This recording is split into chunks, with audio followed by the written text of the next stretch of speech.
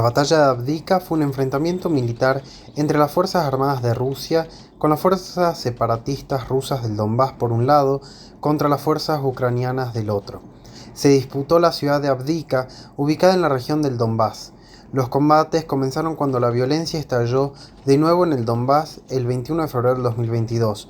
El presidente ruso Vladimir Putin reconoció la República Popular de Donetsk y los separatistas comenzaron a luchar de nuevo en contra de Ucrania.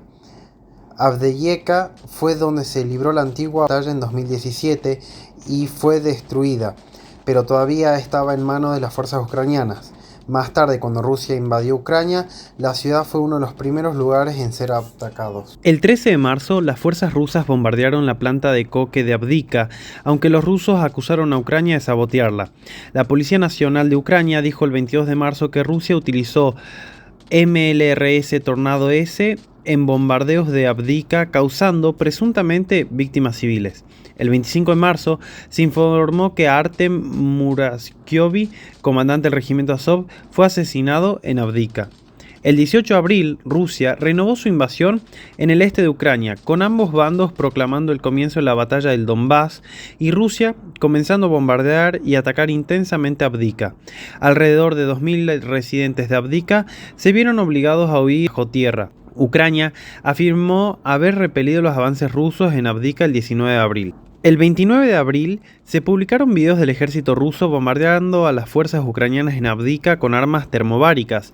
El 18 de mayo, la primera escuela de Avdiivka fue destruida por un ataque ruso con municiones de fósforo. El 26 de mayo, el Estado Mayor de Ucrania informó que las fuerzas rusas estaban avanzando a través de Avdiivka, capturando muchas áreas en la ciudad. El 1 de junio, la RPD tomó el control de una carretera importante. El 6 de junio, la RPD tomó el territorio cercano a Kamianka. Para así, el 12 de junio, Rusia volvía a bombardear la planta de coque de Avdiivka. La escuela número 6 también fue destruida el 21 de junio, siendo la tercera escuela destruida en Avdiivka, con víctimas civiles dentro. El 24 de junio, las fuerzas rusas dispararon en contra de Avdiivka con todo su poder de artillería durante más de 24 horas. Posteriormente de esos ataques intensos, las fuerzas rusas capturaron Novoselivka el 4 de julio, que está a 10 kilómetros del noreste del centro de Avdiivka, en un intento de rodear la ciudad. El 7 de julio, las fuerzas rusas entraron a bombardear Avdiivka durante 24 horas sin cesar. Afectaron infraestructuras, un hospital, edificios residenciales, muchos edificios militares, una estación de autobuses y la planta de coque nuevamente en Avdiivka. El 18 de julio, la RPD afirmó que había medio rodeado Avdiivka, habiendo bloqueado 2 de las carreteras que conducían a la ciudad. El Instituto para el Estudio de la Guerra, o mejor conocido como ISW, un grupo de expertos sin fines de lucro con una sede en Estados Unidos, también afirmó que los combates al norte de Avdiivka se habían intensificado el 18 de julio y había grandes avances para Rusia. El 28 de julio, la RPD y las fuerzas rusas lanzaron una ofensiva para rodear Avdiivka. Las fuerzas rusas y separatistas asaltaron las localidades de Karanshkorivka, Pisky y otras localidades al norte de Avdiivka. El 31 de julio, el jefe de la administración militar de la ciudad de Avdiivka dijo que solo quedaba el 10% de la población de antes de la guerra, o unas 2.500 personas aproximadamente. Ucrania dijo que el 5 de agosto que había perdido una mina de carbón de Butivka a manos de Rusia y fue desplazada a las afueras de Avdiivka. El 7 de agosto, imágenes de combates mostraron que las fuerzas rusas habían llegado al centro de Pisky y capturando completamente la totalidad el 24 de agosto. A principios de septiembre, varias unidades separatistas, incluido el batallón Esparta y el batallón Somalia, lanzaron un ataque en el área más amplia de Avdiivka, sobre todo cerca de Pisky. A finales de septiembre, el Wall Street Journal informó que las fuerzas ucranianas permanecían a la defensiva en Avdiivka. El 10 de octubre, Ucrania dijo que Rusia continuaba su ofensiva y cada vez se intensificaba más, tratando de rodear la ciudad y causando grandes bajas al ejército ucraniano. A mediados de enero del 2023, las fuerzas rusas y de la RPD intentaron capturar la aldea de Bodaine. Los combates en la batalla se intensificaron durante el comienzo de la contraofensiva ucraniana de 2023, con las fuerzas rusas ejerciendo presión en las afueras de la ciudad y los ucranianos atrincherándose. El 10 de septiembre de 2023, el jefe de la administración militar de la ciudad de Avdiivka informó que las fuerzas ucranianas habían tomado la parte urbana del pueblo de Opitne, 3 kilómetros al sureste de Avdiivka y 2 kilómetros al norte del Aeropuerto Internacional de Donetsk, afirmando haber asegurado la frontera sur de la ciudad, poniendo entre comillas a un fin de una amenaza de un casi cerco. Чисто, там чисто. Справа чисто, Димон. Я ход траншею. Давайте, втягиваемся, втягиваемся. A partir del 10 de octubre, las fuerzas rusas atacaron el norte, el oeste y el sur de Avdiivka con grupos de asaltos blindados y helicópteros apoyados por artillería. 3 brigadas de fusileros motorizados del 8º Ejército de Armas Combinadas de Rusia comenzaron una acción ofensiva concentrada alrededor de Avdiivka, al sureste cerca de Sieverne y al noreste cerca de Krashkovivka. Según informes, todas las unidades rusas observadas involucradas en la renovada ofensiva en ese momento eran miembros de las milicias populares del Donetsk. El 15 de octubre, las fuerzas ucranianas estaban llevando a cabo contraataques en los flancos cerca de Premiovske y Sieverne, a 6 kilómetros al oeste de Avdiivka, pero no tuvieron éxito. Las fuerzas rusas mantuvieron asaltos que duraron días en todo el frente y solo mostraron signos de ceder el 16 de octubre, cuando el alcalde de Avdiivka informó que las fuerzas rusas solo intentaron asaltar la ciudad 15 veces en comparación con el promedio de 60 veces durante el medio de la semana. El 19 de octubre, el grupo de sabotaje, asalto y reconocimiento Cluny de la RPD logró avances al norte de Spartak y también intentó hacer un asalto frontal en Avdiivka con la primera brigada, pero se terminaron encontrando con una gran ciudad fortificada. Криє оцей сектор. Другий сидить трошки отут позаду і дивиться оце от. І комунікуєте з нами. Якщо якась хуйня кричите, що ви бачите, і до чого ви стріляєте. El 28 de octubre, las fuerzas rusas capturaron el vertedero de escoria al oeste del ferrocarril y la planta de coque de Avdiivka, considerada una elevación táctica importante que supervisa Avdiivka. Mientras tanto, el comandante del batallón Arbat confirmó que el objetivo de Rusia era capturar Avdiivka y también afirmó que los elementos del grupo Wagner se habían unido al batallón, que era parte de la división Dikaya de Donbass de la RPD y la brigada Piatnashka. El observador militar ucraniano Mashovets evaluó que Rusia había comprometido la fuerza principal del 8º Ejército de Armas Combinadas, compuesto por todo el primer cuerpo de ejército de la RPD, así como el segundo de la misma, con también la 20ª División de Fusileros Motorizados y la 150 División de Fusileros Motorizados al frente de Avdiivka.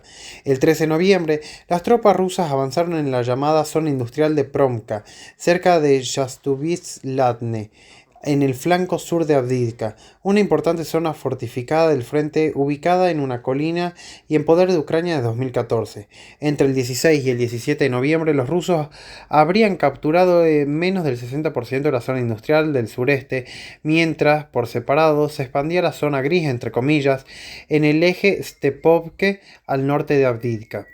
El Ministerio de Defensa británico evaluó que las fuerzas rusas estaban casi con seguridad intentando un movimiento de pinza en Avdiivka, pero insistió en capturar la planta de coque en el eje del norte, que sería muy costoso para los rusos, ya que proporciona a Ucrania una ventaja defensiva localizada. A mediados de noviembre del 2023, las tropas ucranianas dijeron a la agencia France Press que estaban usando drones, granadas, morteros, artillería y cañones 25 milímetros desde M2 Bradleys para defenderse de los ataques de la infantería rusa, lo que dijeron que estaban destinados a agotar nuestras líneas con constantes oleadas de ataques, dijo un soldado ucraniano. Un operador de drones ucraniano alegó a las tropas rusas normalmente que avanzaban de noche en grupos de 5 a 7 soldados y luego atacaban al amanecer. A finales de noviembre, las fuerzas ucranianas mantenían líneas de suministro hacia Avdiivka en medio de duras condiciones climáticas y la continua presión de Rusia desde el norte, este y el sur. El 28 de noviembre, según se informó, las fuerzas rusas avanzaban desde todos lados, mientras se informaba que intensos combates se estaban llevando a cabo cerca de la planta de coque. El alcalde de Avdiivka dijo que la planta de coque estaba casi completamente destruida, en medio de ataques aparentemente constantes de artillería y aviones rusos que estaban debilitando gradualmente las defensas ucranianas. Según se informó, las tropas rusas superaban en número a los defensores ucranianos 5-1 y mantenían la ventaja aérea y de artillería, ya que fuentes ucranianas informaron de escasez de municiones para obús 155 mm y suministros insuficientes de municiones antiblindadas y antiaéreas, según el ISW. El 20 de enero del 2024, las fuerzas rusas atravesaron las defensas ucranianas en el sur de Avdiivka, capturando el restaurante fortificado Tsarska Okata y avanzaron hasta 1,2 kilómetros por el norte en la calle Soborna. También irrumpieron en las calles del sur y del este 1 kilómetro. Fuentes rusas informaron que la zona de dicha Sostkava y la cantera de arena habían sido tomadas totalmente.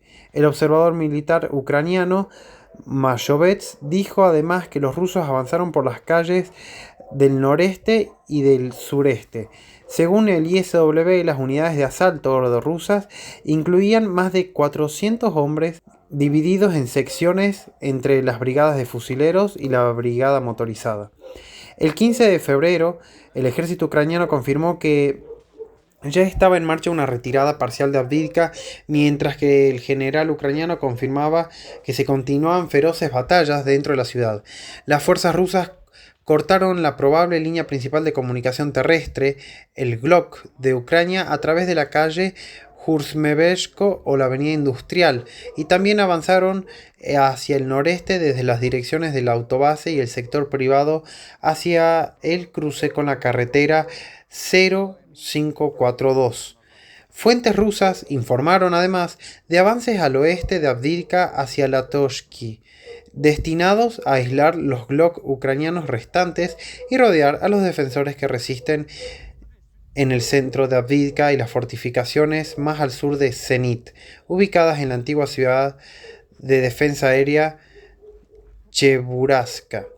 La famosa fortificación Zenit había anclado el flanco del sur de Avdiivka, impidiendo durante años cualquier ataque directo desde el sur inmediato. Más tarde ese mismo día, las tropas ucranianas se retiraron hacia el noreste de Zenit para evitar el cerco, abandonando la zona a las tropas rusas. El portavoz de voz del Consejo de Seguridad Nacional de Estados Unidos, John Kirby, admitió que Avdiivka estaba en riesgo de caer bajo el control ruso, citando la escasez de suministros de artillería ucraniana, y un oficial de la 110 Brigada le dijo a la BBC News que se habían quedado sin artillería y que la escasez de artillería era generalizada y tenían un gran impacto directo en la batalla y no tenían manera de poder defenderse de los atacantes. El 16 de febrero, las Fuerzas Armadas rusas seguían consolidando posiciones a lo largo de la ciudad y aparecieron videos en la red de unidades rusas colgando banderas del ministro de Defensa ruso sobre el parque de la ciudad y la clínica de Avdiivka. También se reportó el uso masivo de bombas FAB por parte del ejército ruso. Ese mismo día, las Fuerzas Armadas de la Federación Rusa izaron banderas en el cartel de la entrada de Avdiivka, donde el presidente de Ucrania había estado previamente en una visita oficial al frente. Se han publicado videos de soldados de la brigada Azov en Avdiivka, los cuales fueron llevados a la ciudad como refuerzos. El 17 de febrero, en Ucrania, Oleksandr Syrskyi informó de la retirada de las tropas ucranianas a una segunda línea defensiva, a excepción de la planta de coque, donde aún se refugian soldados de la brigada Azov al día de este video. El 18 de febrero, en Ucrania, las Fuerzas Armadas de la Federación Rusa izaron banderas en la zona correspondiente a la planta de coque y en el ayuntamiento de la ciudad, confirmando así el total de la toma de todo territorio correspondiente a la ciudad. Militares ucranianos informaron que varios de sus soldados cayeron como prisioneros de guerra en el proceso de la huida de la ciudad. Vamos a hablar Sobre las condiciones del campo de batalla, los medios de comunicación y observadores occidentales compararon la batalla de Avdiivka con la batalla de Bakhmut, estableciendo paralelismos en cuanto a las condiciones del campo de la batalla y las tácticas rusas y el número de bajas. Los oficiales rusos se han referido a Avdiivka como una fortaleza en todo sentido, debido a la cantidad de obras defensivas y sus posiciones fortificadas establecidas por las fuerzas ucranianas durante un periodo de 10 años, con muchas posiciones establecidas dentro de edificios de varios pisos que también impedían cualquier asalto frontal sin que los atacantes sufrieran pérdidas significativas. La planta de coque de Avdiivka sirve como base de operaciones fortificada y depósito de armas de repleto, escondites subterráneos y cimientos de hormigón, y algunos soldados ucranianos comparan su papel con el de la planta siderúrgica de Azovstal durante el asedio de Mariupol. En febrero de 2024, las autoridades ucranianas declararon que ni un solo edificio de Avdiivka está intacto. Este fue el relato y un poco el informe sobre una de las batallas más mortíferas de Ucrania después de la batalla de Bakhmut.